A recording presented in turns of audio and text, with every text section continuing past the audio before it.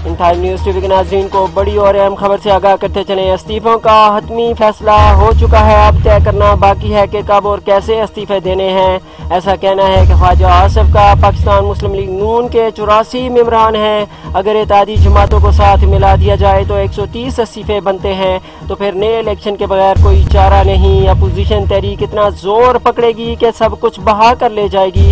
ऐसा कहना है पाकिस्तान मुस्लिम लीग नून के रहनुमा ख्वाजा आसिफ का।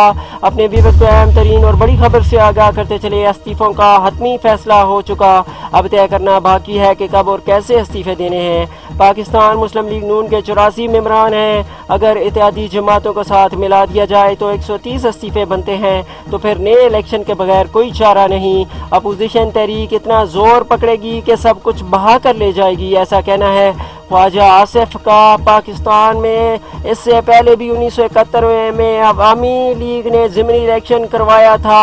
आईन और कानून में ज़िमनी इलेक्शन करवाने की गुंजाइश मौजूद है, ऐसा कहना है ख्वाजा आसिफ का। अपने व्यूअर्स को यहाँ पर ये भी बताते चलें कि दीगर अपोजिशन जमातों की जानिब से इस्तीफों का मामला अभी तक सामने नहीं आया है। अपने व्यूअर्स को अहम और बड़ी खबर से आगाह करते चलें। इस्तीफों का हतमी फैसला हो चुका, अब तय करना बाकी है कि कब और कैसे इस्तीफे देने हैं। मुस्लिम लीग नून के 84 मेंबरान हैं। अगर इत्तेहादी जमातों के साथ मिला दिया जाए तो 130 इस्तीफे बनते हैं, तो फिर नए इलेक्शन के बगैर कोई चारा नहीं। अपोजिशन तहरीक इतना जोर पकड़ेगी कि सब कुछ बहा कर ले जाएगी, ऐसा कहना है ख्वाजा आसिफ का।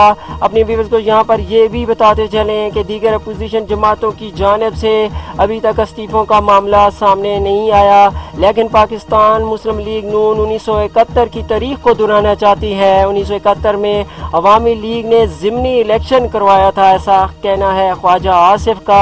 आईन और कानून में भी ज़िमनी इलेक्शन करवाने की गुंजाइश मौजूद है।